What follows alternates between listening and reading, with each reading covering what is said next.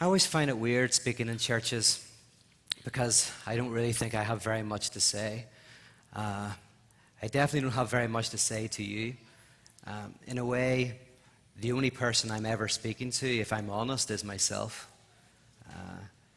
In the same way that love letters always reach their destination, because love letters, it's not because obviously the postal service is amazing or anything like that, it's because often the person who writes the love letter is the one who needs to read it.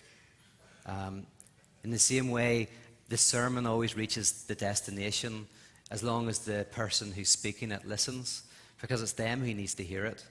I'm wrestling with my own stuff up here. That's why people, write more letters than they send. There's a book that says, why do women write more letters than they send? Because guys do it as well, but there's a phenomenon where people will write, love letters and never send them. Because in one sense, they're for you.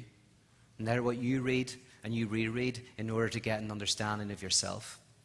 And so I think maybe at one point in my life I thought I did have something to say to you, and I hoped that you would listen to me, and I hoped that you would learn, and I'd hope that you'd actually hear it because you needed to hear this. And then I realized, no, you don't. Maybe you do, but I definitely do. And so I want to begin with a confession.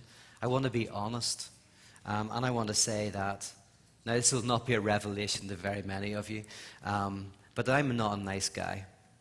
Any of my friends back home will tell you that. They'll be very quick to tell you it, in fact. In fact, some of my friends have set up a false Facebook account and a false Twitter account, pretty much, showing that I'm not a nice guy. I used to be my own worst critic until I heard what everybody else was saying. I realized I'm not even in the top 10. Because you Americans are so nice. Even if you don't like me, you'll pretend that you do. Whereas in Ireland, even if we like you, we'll pretend that we don't. That's the Northern Irish way. And there's just a whole different attitude. Now that I live in the US, it's great because, I go around and there's the world's greatest pizza in New York. Wow, imagine the research that guy needed to do to find out that his little corner store was the best pizza in the world. It's amazing. Back home, we don't do that kind of thing. It would be, our pizzas are pretty rubbish, but you're standing outside anyway, and it's probably raining. So come on in. There's a certain kind of get up and go I like about this place. But yeah, I'm not a nice guy. Really, I'm really not. I'm not together as a person at all. I'm not together. Most of the time, I don't really believe in anything very much at all. But I try to hide this. Really do. I don't really try and hide it from you. I try to hide it from myself. I spend a lot of time playing hide and seek with myself and making sure that I don't really ever fully encounter the fact that I'm not together, that I'm not a nice guy, and that I don't really believe. And maybe I'll take a few minutes to tell you how I do that.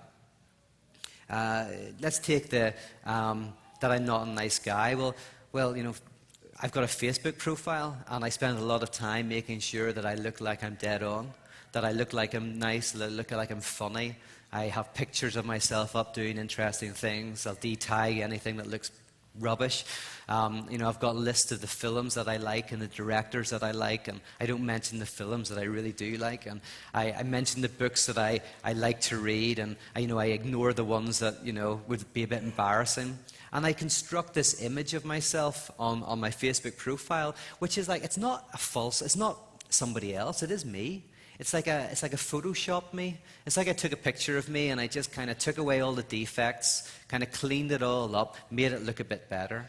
I hide behind a mask of myself. So Facebook is like this idealized reflection of me. But at a more fundamental level, Facebook isn't an idealized reflection of my conscious self. My conscious self is an idealized reflection of who I really am. This is my Facebook profile, what you see now. This is me trying to be nice. And if you go out with me after this, we'll talk and we'll have a good time, and we'll make jokes. And all of that helps to solidify this idea that I'm all right. And sometimes I am all right, but I'm all right. But I avoid the confrontation with myself that if my back's against the wall, some other things come out. Whenever I don't like somebody, it's easy to like the people who like you, but if someone annoys me, what comes out of me? Whenever those little moments, I think, or those are the bits where there's a crack in my idealized reflection, a little crack in the mask that I've created, and I begin to see something darker in myself, but I try as much as possible to avoid it.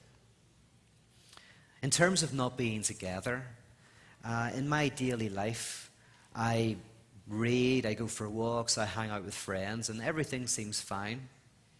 But late at night, sometimes, I'll go to sleep. And usually dreams prolong your sleep. So for example, if there's an alarm going off, your dream can integrate that as a phone call or something, and you can prolong your sleep. But sometimes you'll have a dream that's so terrifying, you have to wake yourself up out of it. A nightmare. Sometimes I have dreams where I encounter the people I've hurt, or who've hurt me. I encounter someone I've lost. And it's so terrifying, it's so horrible, that I have to wake up to escape it. The fiction is more true and more honest and speaks of something deep about my pain and suffering. And I've got to pretend that I'm together. I've got to pretend that everything's okay in order to be able to cope. But the dream gives me a glimpse that everything's not okay. And another thing, when we see this a lot in society, is the attempt to try to avoid too much reflection, too much thinking. There was an article, or there was a news article saying that a new link is found between thinking and depression. And we've always heard that, thinking can make you depressed. And we always say, you think too much, you're going to get depressed. But what if Kierkegaard is right when he says that thinking doesn't make you depressed? Thinking just reveals to you that you already were depressed. You just didn't admit it. And it's wonderful. It's like, whoa. So what if thinking doesn't make you depressed? What if thinking and reflecting just tells you that you already were depressed, but you just didn't admit it to yourself? I had a friend who went to the doctor because he was feeling lethargic, and he talked to the doctor for half an hour, and the doctor said, I think you're depressed. And he was like, no, I'm not. And he said, no, I really do. I think you're depressed. Of course I'm not. And he said it a third time. My friend was like, okay, I'm depressed. It's awful. I mean, he didn't know it. But after somebody said it to him 3 times, it was like suddenly he broke down. I was like, oh my goodness. But he didn't see it. He didn't see it. He was avoiding it, going to movies, watching TV, listening to music, hanging out with friends, going, I do not want to spend very much time with myself. Because if I do, I may discover that I am not as together as this looks. And we go to great lengths to hide this from ourselves. We tell ourselves a false story. And this starts from when we're young. When you're young, you grow up and your parents are saying to you, you're so fast, you're so strong, you're so brave. And you see this with a parent will let a child win in a race, or will have an arm wrestle and let them win. Now the truth is the child's rubbish. The child's not fast. The child's really slow. The child's really weak. I could beat a child in a race every single time. I'll give you a head start. I'm still going to beat you. I'd be a great father, wouldn't I? So, and you'd be like, you can't beat me in an arm wrestle. So you're stupid. You're nothing. You're nothing. Now, the point is, we say to a child when the child's crying, we don't say, oh, you're so weak, pull yourself together.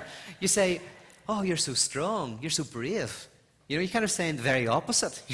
Instead of saying, oh, dry your eyes, it's like, oh yeah, look, you're a brave soldier.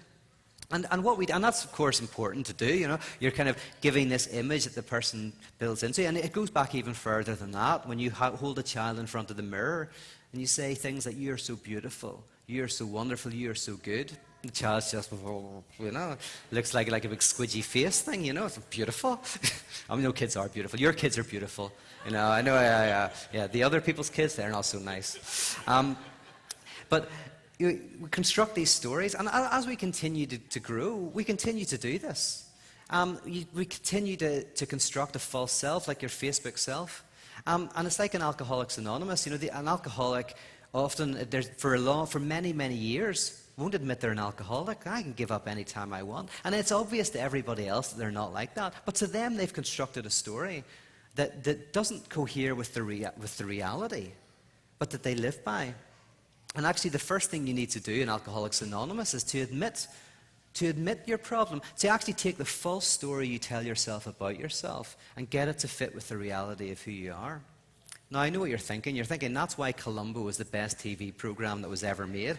And you're right. I'm going to agree with you on that. By the way, us Europeans love Columbo. You Americans were never really into it. You don't know what the goals you've got. We still watch it obsessively.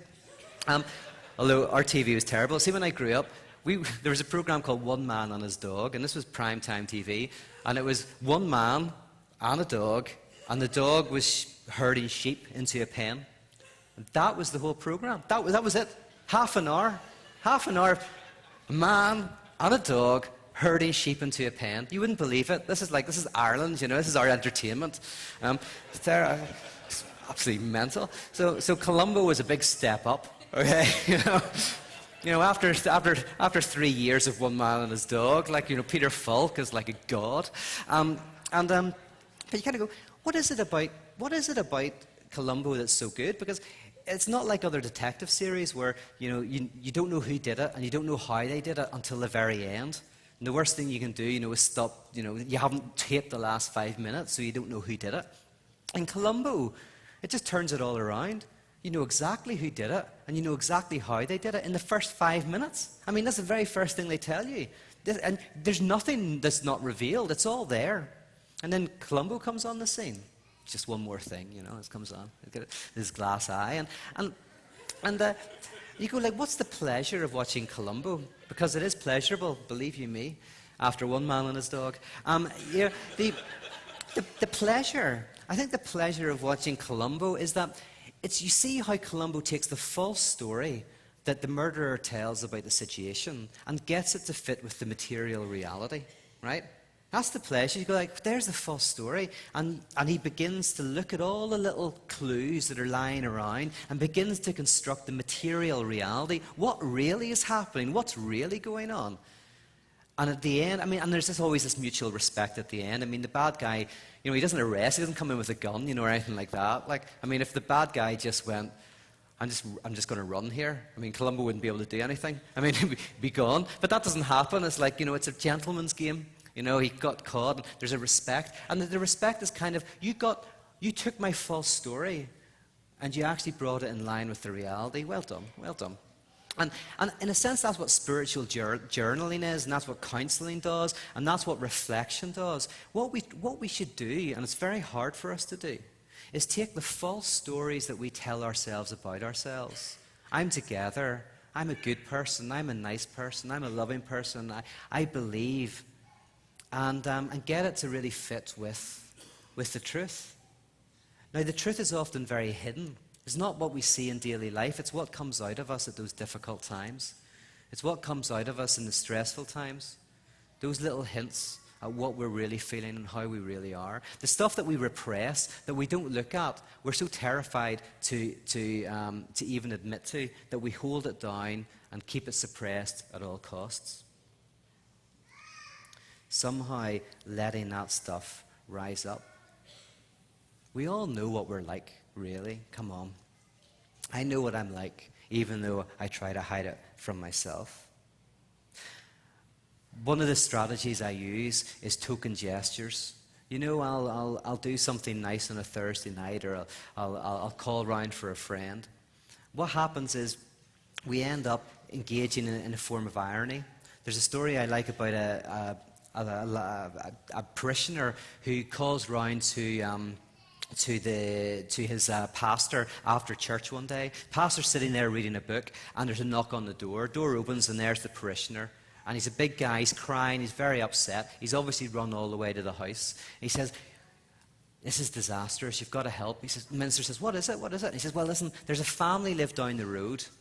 Guy's lost his job in the recession. The woman's mother lives with them. They've got 3 kids. They've lived in the house for 7 years. They've paid their rent on time every month for the last 7 years, but they haven't got quite enough to pay this month's rent, and the landlord's going to kick them out on the street. They're only 1 day late. They've got most of the money together, but he's going to change the locks. It's terrible. It's the middle of winter. It's snowing. We've got to do something." And the minister says, well, yeah, okay, we'll get some money from the church. He says, by the way, how do you know them? And the guy goes, oh, I'm the landlord, right?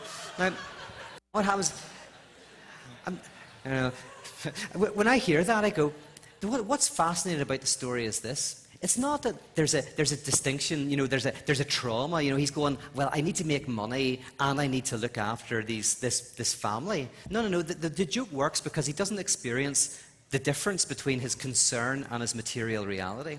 And when I hear that, I go like, well, that's kind of the same as me. I'll sit in Starbucks talking about the evils of corporations, or I'll kind of like, I'll kind of like, while spending lots of money and stuff on clothes, talk about how fashion's facile.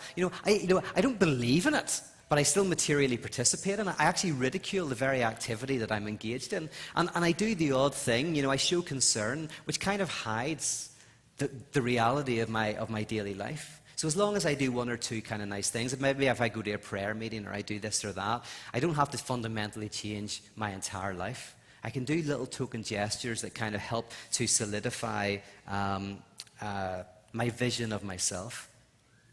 I have a vision of community, and I think the place of the church is to create a type of desert in the Oasis, a kind of place where we can actually not suppress that aspect of our lives, not hold it down, but actually admit to it. A place where we can admit to ourselves and to other people what's going on. A place where I can, because you don't ask me what I'm like. You got to ask my friends, and even better than that, you got to ask my enemies. They're the ones who'll be able to tell you something about myself. And in church and in community, what we often want to do, our natural desire, is to suppress the darkness, to push it out, to say, oh, they're the bad ones out there, and to try to create a new Eden, to try and create a place of pure light. And all that means is that we push it down all the more.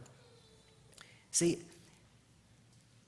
if you knew all there was to know about me, you wouldn't listen to me. And if I knew all there was to know about you, I wouldn't speak to you, right?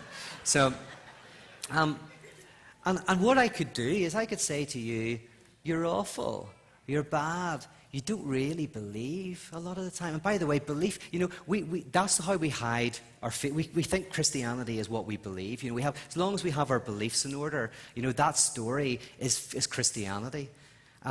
There's a story I love about a Jewish community who are in Rome, and they're being protected by the Catholic Church from persecution. But actually days turn into weeks, and weeks turn into months, and months into years. And finally the priests go to the Pope and say, they can't stay any longer. You're going to have to kick them out.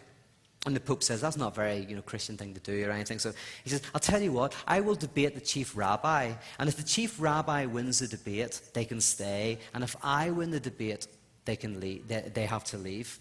So the priests think this is a great idea. Now there's a language difference between the two communities. So they decide, instead of using interpreters, they would use the ancient form of sign, debating in sign. So the chief rabbi goes into this great chapel where the Pope is sitting on this massive throne. And he walks up, and the Pope begins. He stands up and holds up 3 fingers. And immediately the rabbi holds up 1 finger. Then the Pope's taken aback, and then he does this. He waves his hand in the air. And immediately the rabbi responds by pointing to the ground. And finally, the Pope, who's visibly distressed at this point, goes over to this beautiful altar, picks up this diamond-encrusted plate with wafers, and takes this golden cup of red wine and holds his communion in front of the rabbi. And the rabbi, as if he knew this was going to happen in advance, reaches down into a brown, crumpled paper bag and brings out an apple. And then they part. So some of the Jewish community get around the rabbi, and some of the priests get around the Pope. And the priests go, what happened? And the Pope goes, he just won fair and square. The guy beat me at every turn. The guy is just a theological master. So what happened? Well, he says, first of all, I said God is 3, God is Trinity. And he reminded me that God is 1. And he said, and secondly, I said God is transcendent, reigning high above in the heavens. And my rabbi friend reminded me by pointing to the earth that God is among us. And thirdly, I showed him the body and blood of Christ, the second Adam. And my rabbi friend reminded me with the apple of the first Adam. So then the Jewish community get around the rabbi and say, what happened? What happened? He goes, I can't believe it. I can't believe it. He says, terrible, absolutely terrible. He says, first of all, he says, you've got 3 days to leave. I said, what? 3 days to leave? He says, yeah. I said, not one of us is going. Oh, yeah, just right. And then what happened? He says, well, then he said, I'm going to round you all up. Right. So you're going to round you up? Yeah. He said, but you can try, but I'm staying rooted to the spot. You're not going to be able to move any of us. He said, what happened then? He said, well, that's the most frustrating thing. He said, then we broke for lunch. Right? Now, yeah, that's, that gives you like a little bit of the difference between Judaism and Christianity. Judaism is a very earthed religion. In Christianity, we often are very, very obsessed with belief, but our beliefs should be earthed. This is not distinct. There should be earth. But we have these beliefs, and we think, oh, if I believe in X, Y, and Z, I believe in God, and I believe in this. And it's nothing to do with how I live my life, nothing to do with how I affirm existence, nothing to do with how I embrace the one beside me. Nothing to do with that. It's kind of like, it's a set of beliefs like the landlord. As long as I've got that all signed and delivered, that's all fine. But so in a sense, we can have our beliefs, we can have our view of ourselves, we can try to avoid those nightmares and take tablets or whatever, or trying to stay up late at night and try and avoid that part of ourselves that tells us that we're broken. We can try to avoid those people who don't like us, push them out of our community, not listen to them, think of them as bad, and not allow ourselves to listen to them and perhaps think that we're bad. By the way, that's why reality TV works so well, because people don't think they're idiots. If people, you only go on a reality TV if you think you're a good person, and then you look at it and go, oh my goodness, I'm an idiot. And you're going to, whenever you write a journal, so that 3 weeks later you can look at yourself and go, oh my goodness, is that what I'm really like? You go to a counsellor, so you talk to someone and they feed back, and then you go, oh my goodness, is that who I am? You talk to someone who is other than you, someone who doesn't like you sometimes, in order to discover something about yourself. But you've got to be very humble. It's very, very difficult to do. We don't want to do that. We don't want to experience the craziness that we are. I mean, I'm not crazy. You guys are a little crazy. But, I'm perfectly sane. I look at myself and I kind of wonder, I wouldn't let this guy out of the house. Who is this crazy? If I see myself on YouTube or something, who is that mental guy? That's not me. I'm perfectly normal. It's everybody else that's crazy. It's everybody else that should be locked up. Right? But how do we experience that and allow it to be? Now, what I could do at this point, in closing, what I could do is say, okay, you know what you're like, and you know what? You should be better. You should try harder. You're not just, come on. Get your act in order. Be nicer. Those people that you have a problem with, go see them, go sort it out. Come on, deal with your issues. I could do that. But the problem with that is it just makes things worse. If I say to a child, don't open that door when I leave the room, that makes them want to open the door. Don't open that cookie jar whenever I go out. They weren't even thinking about it until you said it, and now all they can think about is opening the cookie jar, right? It's like the prohibition, this is the Pauline insight, the prohibition is not the opposite of the thing that it's trying to prohibit. They're actually interwoven. The more you say you should not be like this, you should sharpen up, you should be better, you shouldn't be doing that, the more we just kind of get ourselves caught up in it. What's amazing and what's crazy and what's heretical about Christianity? By the way, the idea of there being a heresy of Christianity is funny, because one says Christianity is heresy. Is that this heresy of Christianity says, oh no, you're rubbish. Oh, you're really rubbish, and you know what? But don't worry, don't change. I don't want you to change at all. You're beautiful just as you are. Grace, acceptance that you're accepted, love. No, you don't have to do anything. We often think about forgiveness as what comes after you repent. I'm really sorry. But that was the amazing thing about what Jesus talked about, where he says, whenever the son comes back for the prodigal son, he's not repenting. He's sitting there eating scraps and going, and it even says, I'll go back and apologize. It doesn't matter, even if he was apologizing. Father just sees him from afar, runs up and embraces him. I always imagine that night he repents. Whenever you experience grace, wow, that's what transforms you. No, you don't have to change. It's the very point whenever you start to be able to change. If someone in school, if you've done something slightly wrong, you can justify yourself and rationalize it until the person you've wronged says, no, it's okay. It's okay. Everything's permissible. Not everything's beneficial. Everything's permissible. Where does it say that? Couldn't say that in the Bible. I would be mad, right? Yeah. Everything's permissible. And there's an example in psychoanalysis, just that I know, that there was a woman who was sleeping around all the time. She was sleeping around a lot. And she felt so profoundly guilty about it. And she had maybe religious guilt. She had all of this guilt from her family. And as she talked it through with a counsellor, and the counsellor said, you know what? It's okay. Just accept who you are. And don't worry about it. If that's what you want to do, And he basically helped her kind of lose her guilt over what she was doing. And of course, what happened? As she lost the prohibition, as she lost the guilt, she lost the desire to do it. She was transformed in the very act of someone saying, you don't need to change. She began to change. So I encourage you to, maybe today and at some stage tonight, have a think about the things that are hurtful, the things where you're broken, where the darkness is. But not to try and kind of work yourself up about it and see it as bad, but hopefully to see this as a community where you can show that, you can bring that to light, you can be accepted in that, you can work through it. And in that acceptance that you don't have to change, perhaps you will find the grace to change. I speak only to myself. Thank you.